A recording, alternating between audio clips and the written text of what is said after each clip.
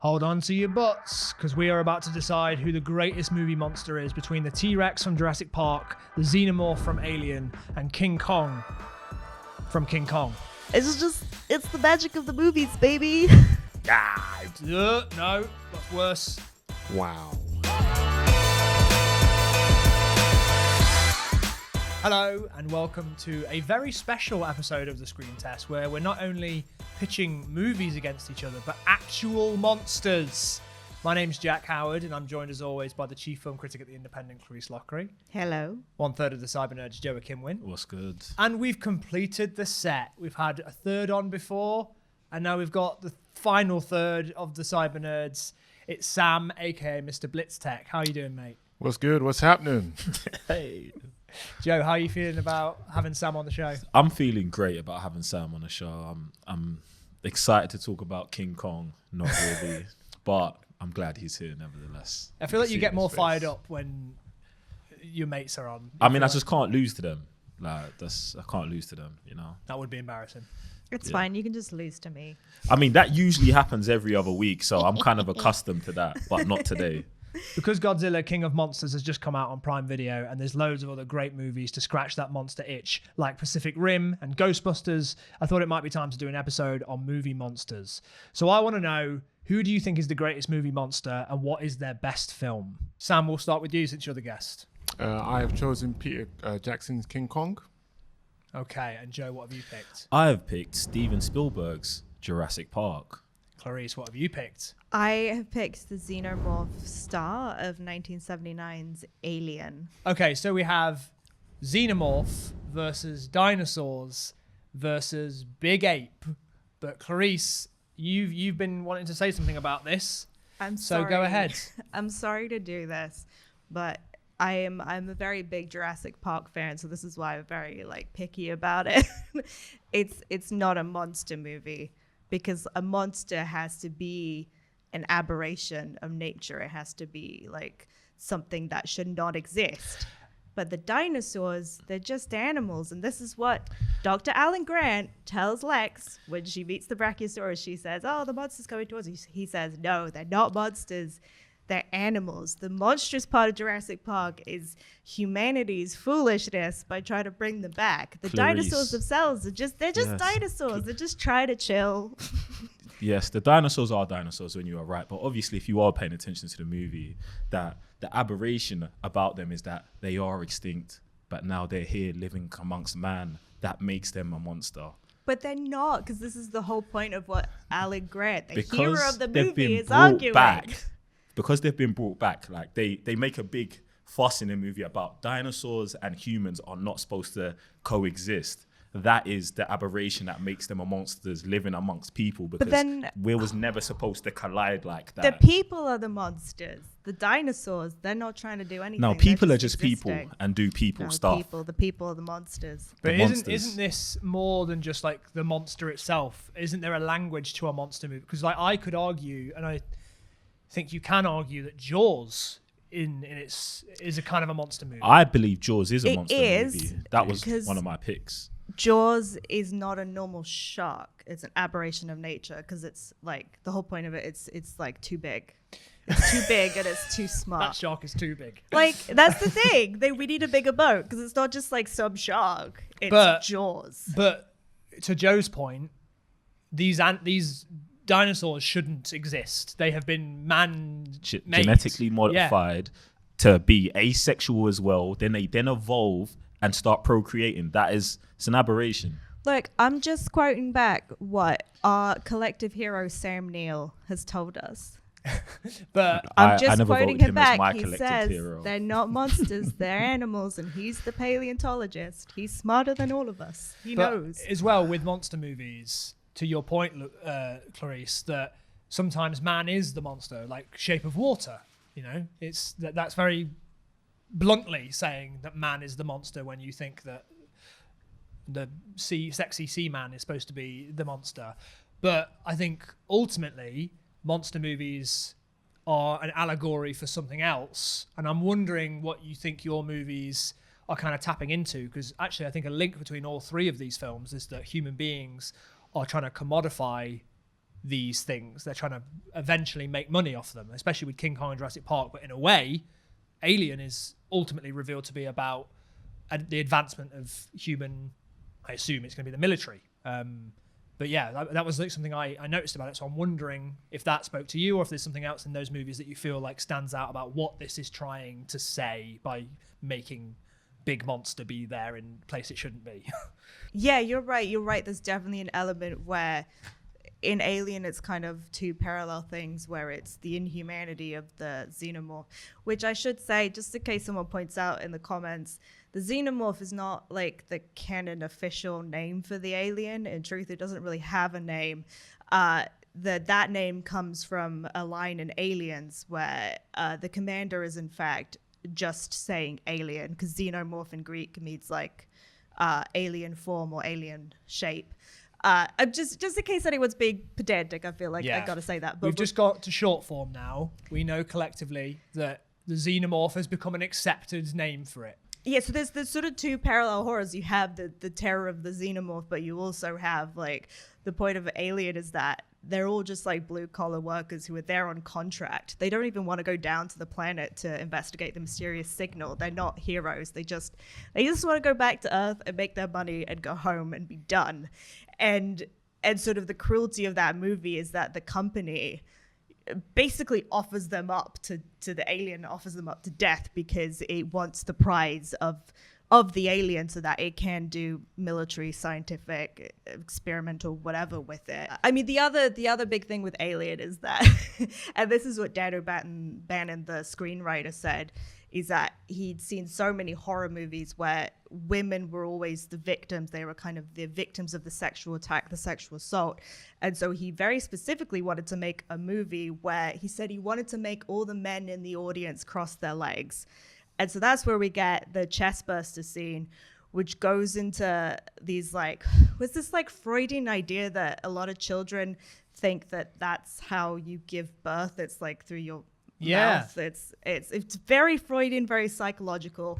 And then the little alien that comes out is it's that instead of a vagina dentata, it's like a penile dentata. I don't know what the word for it would be, but it's like a little penis with teeth and it comes out of somebody's chest. So there's so that's what I really love about Alien, is that you have those multi layers of horror going on. You have the sort of exploitation of the workforce and capitalism, plus all this psychosexual stuff with scary penises.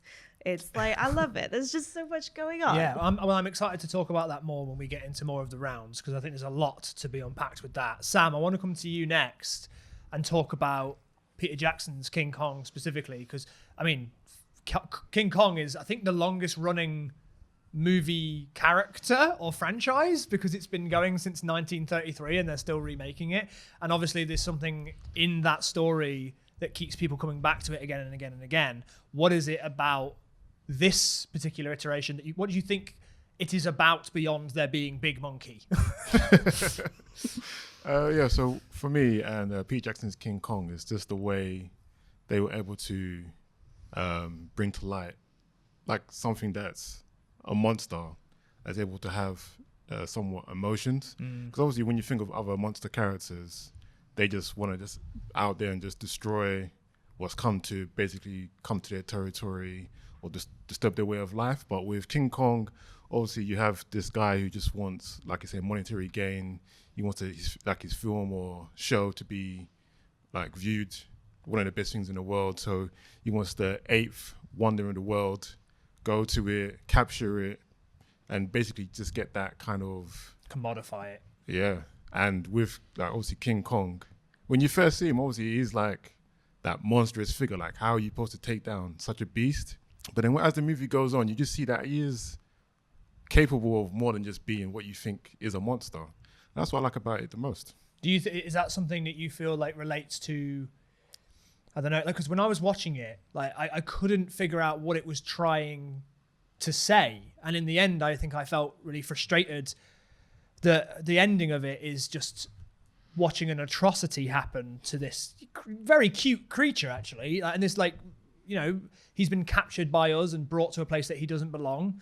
There's that type of theme going on about human beings invading a natural resource and taking from it, and and it coming back to haunt them. But ultimately, the ending was just like really sad because it was just watching human beings kill an animal, and then it just ends. And I was like, well, why did I watch that? Yeah, I mean, I do feel how you thought about that movie, Jack, as well. Like, I finished watching it and I'm just like, what is this? Like, what are you lot actually trying to say? Like, they pretty much appropriate the culture, take it back, realize that, oh, we can't control it, don't understand it, and then they kill it. Like, to me, it's just like... Doesn't feel like the ending. Yeah, I just don't like it, innit? I just feel like it doesn't really say anything good, and... like, it's just not exciting to me. I didn't enjoy it. But when we're talking about Jurassic Park, I feel like there's that, we're going to try and make money. We're going to try and commodify something that we shouldn't. The theme of like man trying to conquer nature and try and create nature and feel like they can handle nature when nature just should be left alone. Like, it's not something that we should be trying to get involved with. All right, well, let's get into the rounds then. The first round is going to be cast, but I'm going to do cast and the monster itself, because obviously I want to talk about why this interpretation, because they've had many movies, all three of these monsters. So I want to talk about why it is that this one is the one that stands out for you, but also the cast that are with the monster, because a monster is only as scary as the people reacting to it. Like, for example, we'll come to you first, Joe.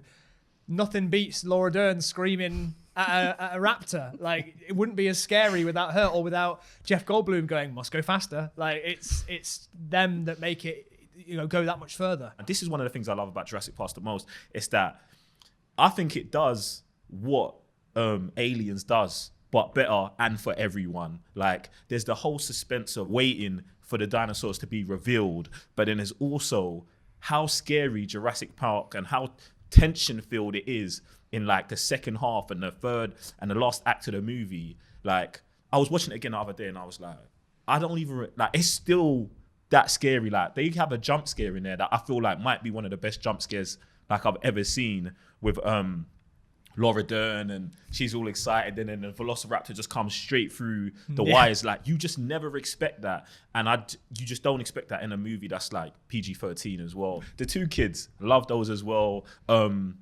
Her scream when they're outside the car's flipped upside down, and she's just petrified and just screaming. Like, they sell how scary the dinosaurs are. The thing about what Spielberg does with the cast as well, that he is not being shy about his imagery. Like, he's being really blunt about the fact that, I mean, first of all, the whole thing is kind of about parenthood and all the rest of it to do with Sam Neill's character.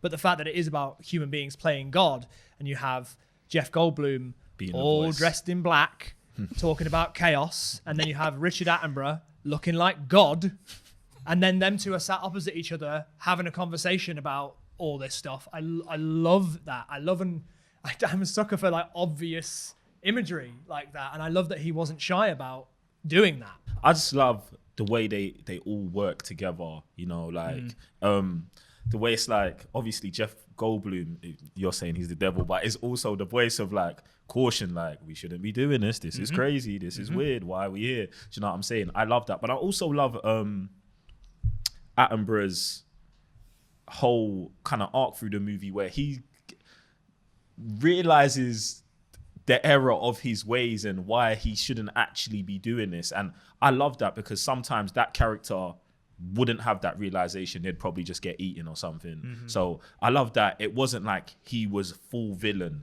He had done something kind of villainous, maybe through thinking that it was going to be a good thing for the world, but then obviously realizes that it was a bad choice. Which he is in the book, I think, right? Or at least in the original script, because I know that Steven Spielberg specifically changed the character to be more sympathetic, because he like empathized with the showmanship aspect, because Jurassic Park is just like a theme park, and obviously Steven Spielberg's done a lot of work in theme parks, so I think he kind of saw himself in that character, which I think is quite sweet. What about you then, Clarisse? Tell me about this iteration of the Xenomorph, and then the surrounding cast, and obviously the historic thing to do with the casting in this movie. Yeah, well, yeah, Sigourney Weaver, Ellen Ripley, like one of the most important and iconic female characters in film. And yeah, I mean, the story always goes, so in the script, all the characters were written just like genderless. Like there was no really indication of who to cast for any of them. And they were going to cast a man until, I think, like a few weeks up until shooting. And they actually decided, I mean, the original reason to do it is actually less like, yeah, feminism than you want it to be. Mm-hmm. They decided to change it to a woman because they thought the audience would expect her to die. Well, they wouldn't expect her to survive to the end. So it was kind of like upending sexist assumptions in the audience. They sort of using it against you.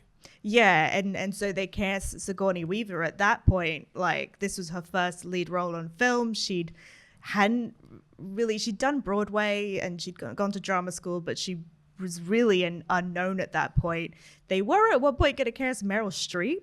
She was considered briefly, but Sigourney Weaver came allegedly through the recommendation of Warren Beatty, and like she is amazing in this role, like so incredible. And I love the way that she's talked about Ripley in this film, that you know, she is just a competent young person. And that's what I love about the entire cast. It's not what you expect from a horror movie. It's not like a bunch of hot young things. It's a cast of like diverse middle-aged people who are just workers on the kind of people you would imagine would be working on some kind of trading shipment ship. Mm-hmm. And it's like Harry Dean Stanton's there. Like, you wouldn't normally cast him as like in a horror movie to be running away from the monster, but he's there and he's great. And John Hurt's there and he's great. And yeah, so she's always spoken about the fact that the greatest thing about that script is that they didn't like try to make her a female character. They just made her Ripley. Mm-hmm. And it's believable and it's grounded. And that you could kind of tell in the sequels that like subsequent male screenwriters struggled a little bit because suddenly they're like, oh, she's a female character, gotta make her a female character. And so in Aliens, she wants to be a mother. Like, that's the thing. It's like, I love Aliens, but the fact that immediately in Aliens she gets the like Sarah Connor Butch haircut and she's immediately like, I am concerned about being a mother now. When in the first movie, it's like her greatest concern is like the cat. Gotta save the cat. She is iconic. And what about I love her. The alien itself? I mean, what a creepy little guy. Yep. And I think the credit all goes to H.R. Geiger. So I don't know if anyone's seen his artwork. It's called biomechanical often because it's a mixture of like organic flesh and robotics, and it's always weird and sexual. And so the actual Xenomorph is based off one of his designs, something unlike any alien we'd seen before. Like, this was not the little green man from Mars. This was something completely, like completely and utterly nightmarish, but you can kind of pick up little elements.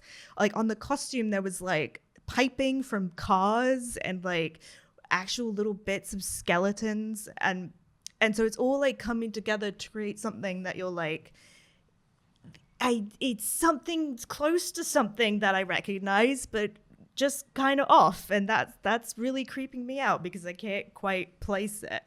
And also the fact that like, props to Ridley Scott for making it through. It's all puppets and practical effects, and it's mostly like a guy in a suit. It was a Nigerian student that they found who was just very tall and slim, and they're like, "Do you want to be the alien?" And he said, "Sure."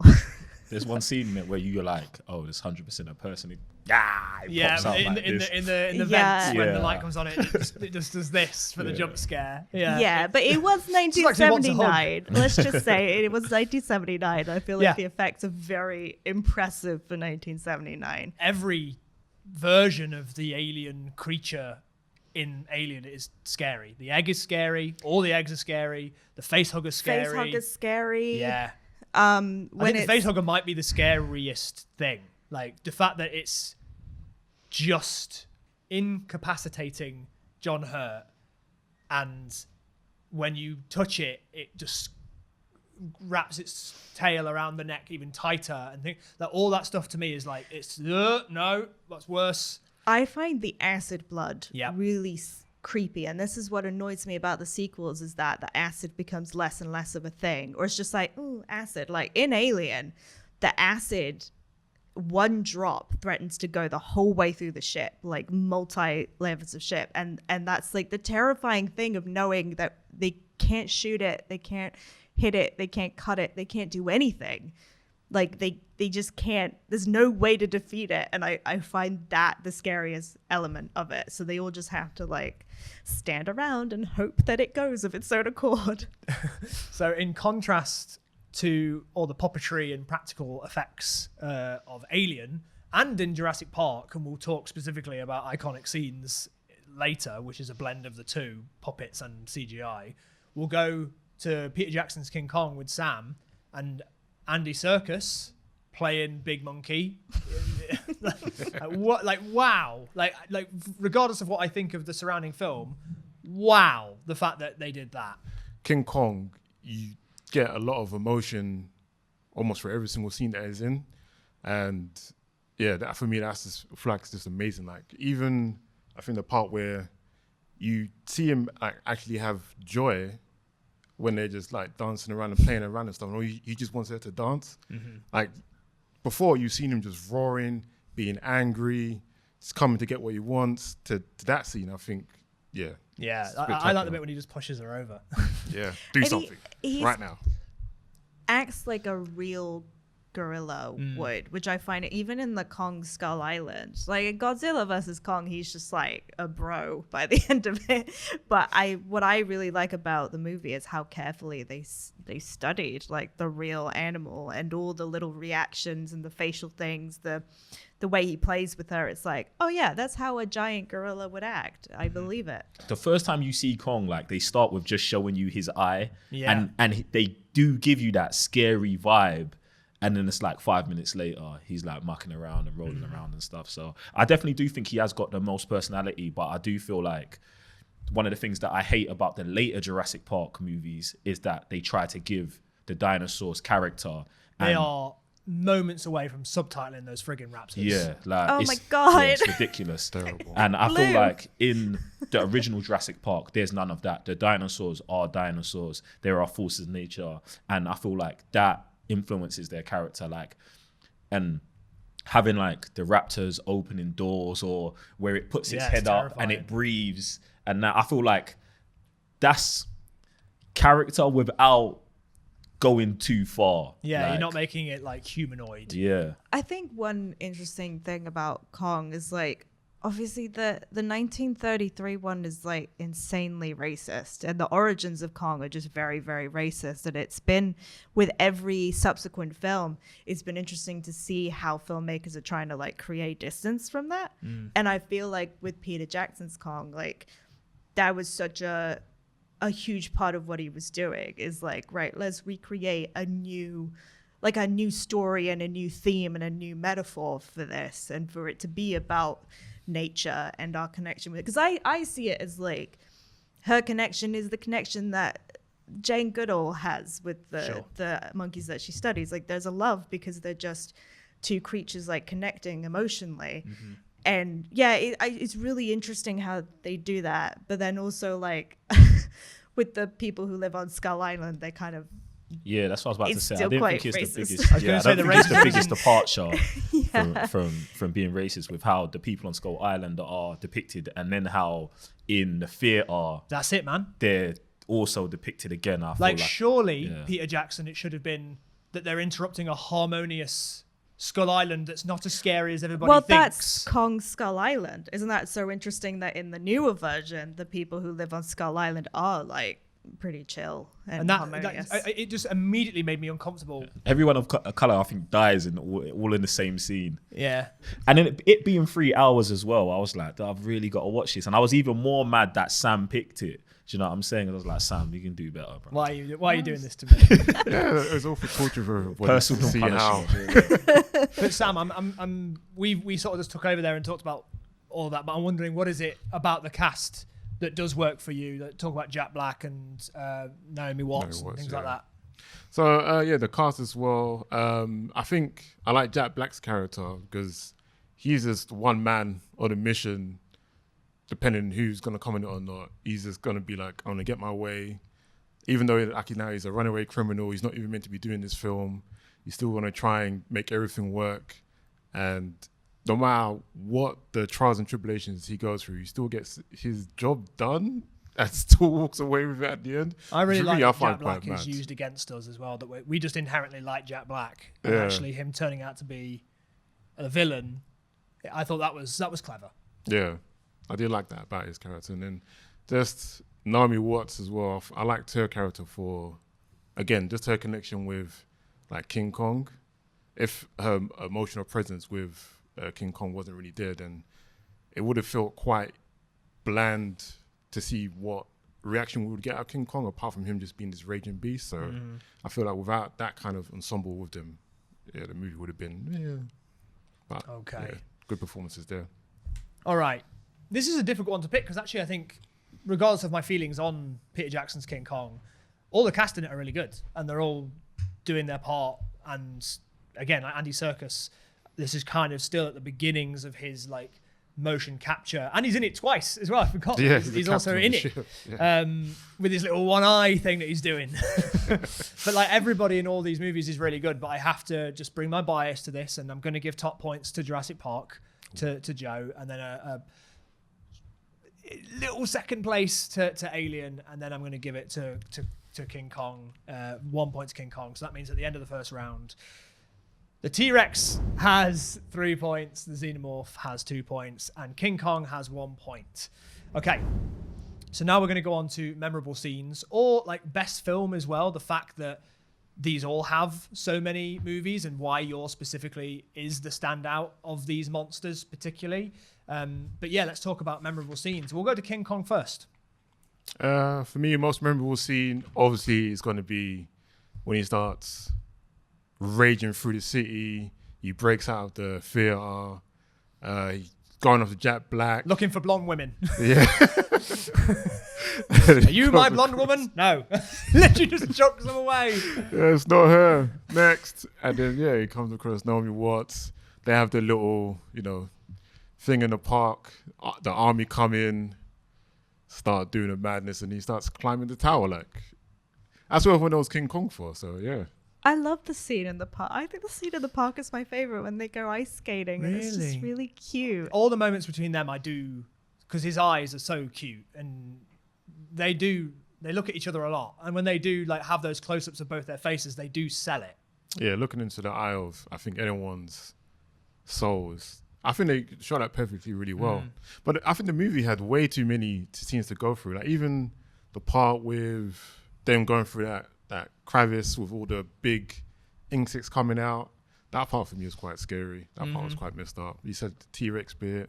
Yeah, I mean the T-Rex bit, the fight with the T-Rex I think is incredibly well done. It's actually a V-Rex. Oh, because if dinosaurs were still going to be around, they would have evolved from the T-Rex into a V-Rex. That's why there's slight differences in them. Joe, Dinosaur expert. bonus point. Thank you. Dinosaur facts. Yeah, for me, it's definitely the tower climb. And then, just the whole climb, him going up here, it just felt... Obviously, we know what was going to happen if you've seen the previous movies, but there's it coming to an end. And obviously, him having his moment, looking at her into each other's eyes, knowing that he's been mortally wounded now and he's going to die. Oh, it's actually too much for me. Just the scene at the end where like they're climbing on top of him and taking pictures and stuff like that. It's just dead, like so dead to me. It's like, disgusting. I hate it. Like, why did Peter Jackson want to do that? I just don't understand what it like. This is it. I'm all for something that is that horrid if I feel like there's a greater thing that's being said, and I just personally don't feel it. Okay, so top of the Empire State Building, a classic. All right, Joe. Which scenes are you going for in the first Jurassic Park? There's a fair few. Okay, I'm gonna have to go with the one I mentioned already, with the starting scene with Sam Neill breaking down to the kid about the Velociraptor killing him, because that's just not how you're supposed to start a movie that's like 12 age, you know what I'm saying? But I love that part of it. Also, the first immersion of the T-Rex with the flood in water, that I feel like is now in everything, where something big's about to happen and the water starts rippling and it gets closer and closer and closer. I mean, how else are you going to do that any better? And talk about like a blend between CGI and puppetry. The CGI in that scene with the T-Rex coming out the fence still looks amazing.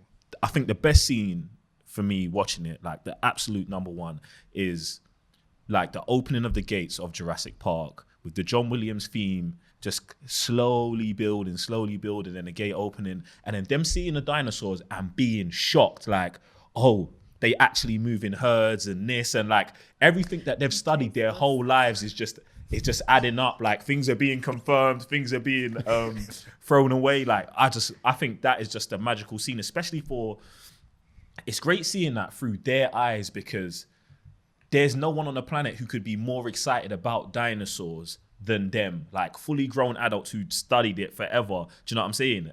So I just loved experiencing that part with them. And then if you do want to talk about like the CGI and the graphics, it was said that Jurassic Park is to special effects what adding sound was to 1939. Was it 39? Bang. Yeah. So like when the sound was added to film, that is how monumental Jurassic Park was to visual effects. I know that sounds good, but it was also the reason why George Lucas thought he could do Star Wars. I've got even more than that, Jack. So basically, off of Jurassic Park's visual effects, it was 1927. I'm fact checking myself.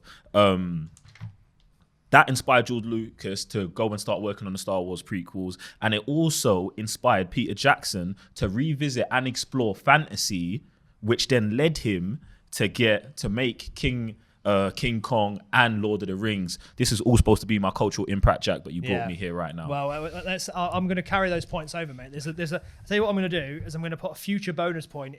You haven't got it yet. Thank you. But we're just going to find that later in cultural impact. All right, cool. Even when you see it now, like rewatching the movie, it still has that same feeling. That nostalgia's there. I think that's kind of what it does, isn't it? That the whole movie takes you through the ride of like how incredible it would be to see this again, and in a cinematic way, like we hadn't seen CGI used this way ever. And what about iconic scenes from Alien? Well, if we're talking about things that are scary, Chestburster. Holy shit. Chestburster. And John Hurt's performance in that as well. Again, it's kind of what sells all the VFX and all the sort of rapid cuts. Yeah, and so what he did, I find the story behind the scene fascinating. So he was underneath the table and he had his arms and his legs kind of stuck out and his head sticking out, and they had a fake center which they had filled with pig organs. And then the little puppet, there's a puppeteer as well with the little puppet poking out. And they had told the cast they knew that something was going to come out of the chest. They did not know about the organ part. And so they was filming it, and the puppeteer tried to push the puppet up through, and it didn't work. And everyone leaned in closer, and he tried again. And then that's the shot that you get. It was a shot on 4 cameras because they did it in one take. And the explosion was so sudden and so violent and so disgusting, and it stank, that Veronica Cartwright's reaction in that movie is just real. And then you do get bits of blood and stuff on people as well, don't you? Yeah, she gets splattered right in the face with pig guts. So hers was just a fully natural reaction to getting splattered in the face with pig guts. She fell over in shock. And because they only had one take, she had to like quickly just get up and get back into the scene. And so that's why it's so iconic. It's because they had this like one moment to do it. So much of it is a natural raw reaction because the writers, and I think quite a few of the camera operators, knew what was going to happen, and they were all in cagoules giggling. And so there was like this incredible tense atmosphere in the room where they're like, oh, we know something's going to happen. Yeah. And yeah, because Sigourney Weaver was talking about how she could see all the screenwriters in the corner like whispering to each other, which I love. Definitely going to give you a bonus point for that story, Clarisse. I think I knew in part that they didn't exactly know what was going to happen, but I didn't know all the details about it being like pig guts and things like that, and then shooting it on 4 cameras. No idea. Yeah, and it just stank. It smelled disgusting, which I love. So yeah, I mean that scene is so terrifying and weird and like so scary that it's kind of funny. I always laugh when Well, the it's little run away. it's just when his little face like pokes up and he looks around and Yeah. he's got the little teeth. It's because it's just so like completely beyond your imagination of anything that would ever happen. It's like your body doesn't know how to deal with it. It's like I can scream or I can laugh right now. And many audiences did scream. There was a lot of people leaving the cinema when that originally came out because, like, I know the effect has dulled over time, but like when it came out in 1979, people were losing it in the cinema. Everyone was just running for the aisles when that happened. And I wish I could have been there to experience that for the first time, because it is truly like one of the, like the Jurassic Park scene of them seeing the dinosaurs for the first time. Like, I didn't see it when it first came out, but I remember the first time I watched it just being like completely overwhelmed, because I was like, that's a dinosaur. That's like an actual dinosaur. And every single time I still get emotional. And I think like both of those movies, and even King Kong, I went to see King Kong when it came out, and I remember being awed by the special effects. I was like, I have never seen anything like that. So I think all three movies, in terms of like memorable scenes, are so special because of what they were at the time they came out and what they kind of like contributed, and the atmosphere of watching those films in a cinema with people. Like, it's the magic of the movies, baby. Well, I'm going to show my bias again. I'm a generation who grew up on The Simpsons, so there's nothing more iconic in my eyes than Jurassic Park. I think every single scene in some way is parodiable. And I kind of, that's what I mean about equating it to The Simpsons. Like, if you can do a pastiche of it, and I know you can pastiche Alien just as well, but there's something about my 90s heart that, if I think about Jurassic Park and the dinosaur's eye, and everything about it to me is iconic. Music, shots, performances, all of it. So I think that I'm going to give top points to Jurassic Park, 2 points to Alien, but with a bonus point as well for Clarisse, because she's a walking IMDB trivia page, and 1 point to King Kong, because I'm making it very clear I didn't like that movie. On the third one, we're going to talk about cultural impact. So this is a point where we're going to discuss what we've already gone for. Joe, you've already got yourself a little bonus point. What is the cultural impact of Jurassic Park? Go. Yeah, I think Jurassic Park has just influenced cinema, like just all the way, like with the visual effects. And even one thing that I thought was so interesting is that, like, with George Lucas being inspired to then do the prequels, he then goes and does the prequels and it's all CGI. Yeah, it's too much. Yeah, looking back, we're like, no, it's too much. But then obviously the newer Star Wars now, they do the mix of CGI and practical effects. And that's actually what Jurassic Park had done in the beginning. So it's like, when you look at it, like, filmmakers were trying to copy and recreate it, but they were still like 20 years behind, like actually following the correct process in doing it. And I feel like Jurassic Park's impact is just massive. I think one good thing to point out is Kathleen Kennedy, producer on yes. Oh, I'm sorry. No, it's fine. It's because I read, and I don't know, there are some contradictions in this, but I read that she was the one who originally suggested that they should use CGI for the Gallimimus, that scene where they first see the dinosaurs, that she's like responsible for it all, which I just think is cool. Oh, wow. Yeah, I mean, I don't know about that if she did do that, but I did know that she was a producer, and I felt like that's just great to know that she was producing here, and then she then gets led and is in control of all of Star Wars now. I mean, she was stood side by side with Spielberg for a lot of stuff. Like, she was a producer on Back to the Future as well. Like, she's all over. Like, E.T. E.T. Yeah, she's all Got over. the Like, eyes. iconic. She chose the eyes for E.T. Right. Yeah, I mean, John Williams' scores, I think, is one of his best scores, up there with Superman and the Star Wars stuff. Obviously, they've got Jurassic Park rides in every Universal resort, wherever they're at. And they're scary as well. The bit when you're in the log flume and you're going towards the end and the T-Rex comes out of the darkness. Oh my God.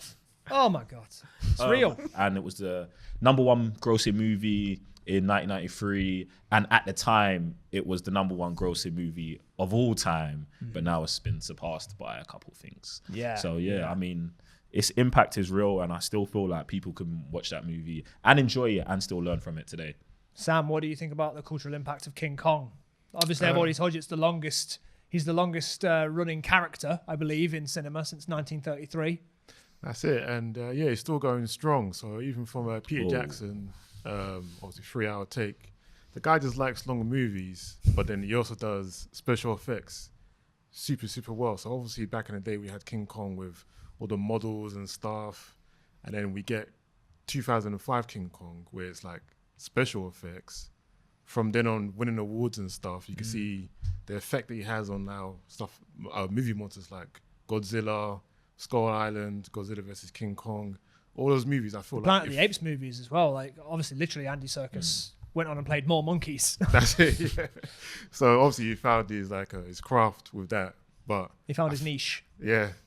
But I feel like if Peter Jackson didn't do so well with the special effects on King Kong, with King Kong, you see him like a majority of the time. So you see obviously the fur moving and how realistic it looks. And then from then on forth, I feel like when you go to movies like The Lord of the Rings or even The Hobbit, and you're just seeing how detailed something like Smaug is as a dragon, or King Kong, or Godzilla even in like King of the Monsters, where you see all the scales, he uses like atomic breath. If that was still almost like practical, I don't feel like it would feel as good or as real because of the absence of King Kong if it didn't happen. Clarisse, the cultural impact of Alien.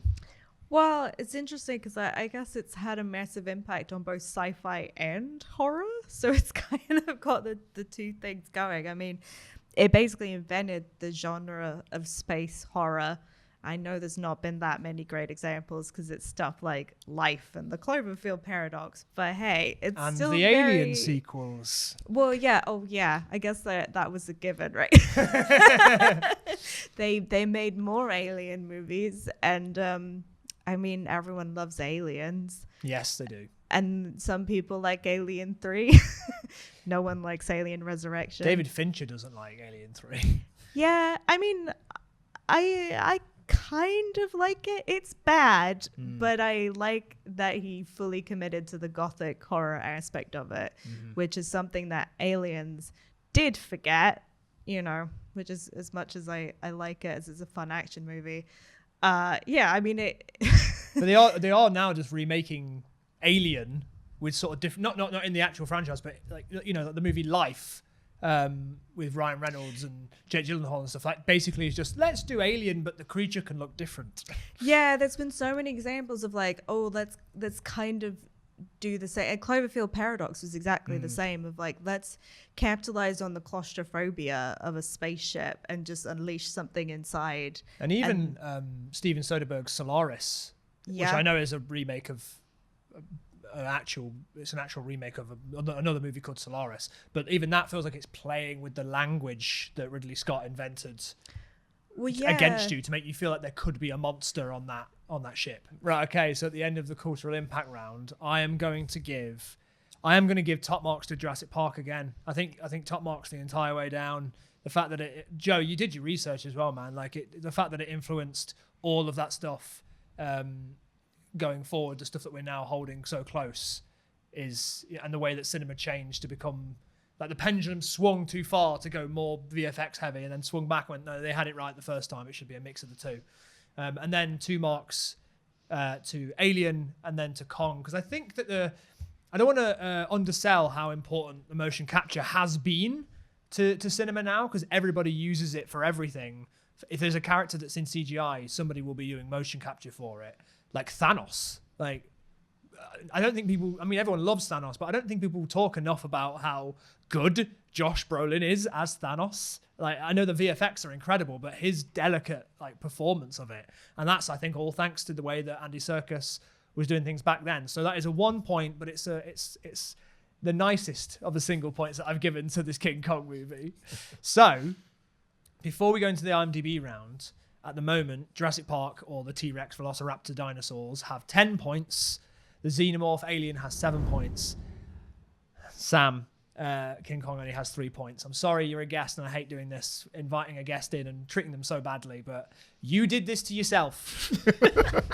You picked this 2005 mess that Peter Jackson does. I've just done Lord of the Rings. You can do anything you want. I want to remake King Kong. I told him. All right. Lovable monkey. He doesn't love a lovable monkey like King Kong. Okay, so now we're going into the IMDb rating. So how do you feel that you're going to do? What's going to come out on top? What's going to be in the bottom? What's going to be in the middle? I'm What do we going think? Jurassic Park, Alien, King Kong. Well, a big gap and then King Kong. Wow. Yeah, I think it will be close between Alien and Jurassic Park Mm-hmm. because they're both just massively beloved Yeah. in a way that almost makes it hard to compare them. Yeah. What do you feel like? Do you have faith in Alien to make it the top, or do you think it might? Not really. No, you think Jurassic Park's gonna be at the top? Like, I'm more of a I am obsessed with Jurassic Park. I just didn't pick it because I still believe it's not a monster movie. Well, when I win, you'll definitely be wrong. But Sam, do you yeah. do you think that King Kong's gonna end up on the bottom?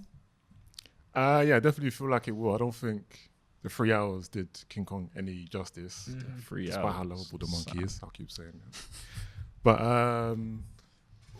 it's tough between Jurassic Park and Alien, especially at the times that they came out. I'm gonna have to go with, I think, Alien first, Okay. then Jurassic Park, It's like that, then yeah? King Kong. Well, let's put you out of your misery. I'll see you at home. Alexa, tell me the IMDb rating for Peter Jackson's King Kong. King Kong has an IMDb rating of 7.2 out of 10. I think 7.2 is pretty respectable. That's pretty good. That's not bad. But I don't think that neither Jurassic Park or Alien are going to have anything less than at least an 8. At Yeah. least. Alexa, tell me the IMDb rating for Jurassic Park. Jurassic Park has an IMDb rating of 8.1 out of 10. 8.1. That's a bit lower than I was expecting. Who are these people that are voting Jurassic Park down? is it because they hate The the one Jurassic in World. the scene where Lex hacks the computer in like 2 seconds? Oh, yeah. And it's the really weird thing where she's like hacking a computer. And it's like this weird... She's just clicking on folders. It's Yeah. not hacking. And they make it out like she's doing some big thing. And she's just like, whoa, it's probably in the security folder. I got it! I feel Yeah, you like do. that's maybe a reason to vote it down Yeah, a one little point. bit, yeah. Oh, that's a minutia though. Whatever. Okay. Alexa, tell me the IMDb rating for Alien. Alien has an IMDb rating of 8.4 out of 10. So there we have it. According to the people, Alien surpasses Jurassic Park, which gives you 3 points, Clarisse, which brings you up to 10 points, but not enough to stop the monster movie So to close. beat all monster movies. Jurassic Park with 12 points. King Kong finishes with 4 points. Sorry, Sam. You came here expecting to have a good time and you've just been attacked. Oh, it's all right. You've been No, King nothing Kong. new on the sofa, so So that means, Joe, that you are the winner of the prestigious Screen Test Award. There you go. Oh, why? Thank you, Jack. You're welcome. You're welcome. I just want to thank Man, the real monster, and yeah, long live Laura Jurassic Dern. Park. Sam Neill, Jeff Goldblum's laugh. Jeff Goldblum's laugh, yeah. His little naked laying Yeah. that he does. I hope he does that in the new one. Okay, so now we've got the main show out of the way. It's time for Unbox the Plot. Right, okay, so in this box, I have a pick for one of my favourite monster movies, and you have to guess it based on the clues. The earlier you guess it, the more points you get. So if somebody guesses the same film as you, but you've guessed it earlier in the clues, that means you win. As soon as you've committed an answer to your whiteboard, you cannot change it. Understood? Good. Let's unbox the plot. Okay. Starting vague. The first clue